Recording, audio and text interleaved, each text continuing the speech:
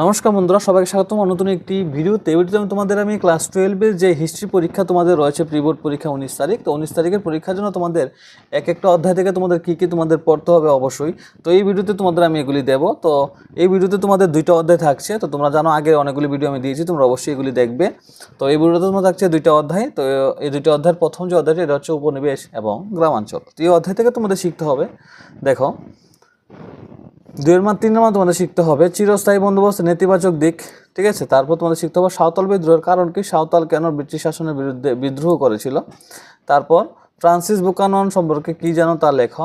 জমিদার কেন রাজস্ব প্রদান করতে ব্যর্থ হতেন, ঠিক আছে। তারপর চিরস্থায়ী বন্দোবস্ত পতনের কারণ, খুবই ইম্পর্টেন্ট কোয়েশ্চেন, ঠিক আছে। তারপর তোমার শিখতে হবে চিরস্থায়ী বন্দোবস্ত বৈশিষ্ট্য, শর্ত ও নিয়মগুলো আলোচনা করো, খুবই ইম্পর্টেন্ট কোয়েশ্চেন।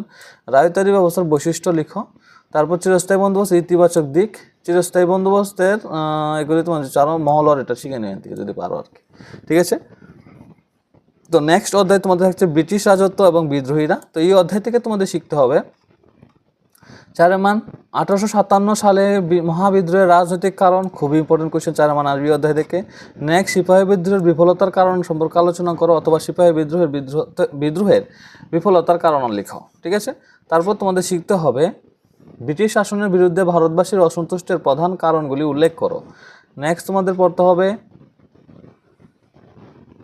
1857 খ্রিস্টাব্দের মহাবিদ্রোহের অর্থনৈতিক কারণ লিখো, ঠিক আছে। তারপর তোমাদের পড়তে হবে কে কবে অধুনাতমূলক কৃতনীতি প্রবর্তন করেন, এই নীতির শর্ত বা বৈশিষ্ট্যগুলি লিখো। তারপর তোমাদের পড়তে হবে অধ্যায় থেকে যদি পারো, যে এটা অবশ্যই শিখে নিও, ঠিক আছে। নেক্সট তোমাদের ভিডিওতে আরও দুটো অধ্যায় থাকছে, তোমরা অবশ্যই চ্যানেলটাকে সাবস্ক্রাইব করে দিও, ভিডিওটাকে অবশ্যই লাইক দিয়ে দিও।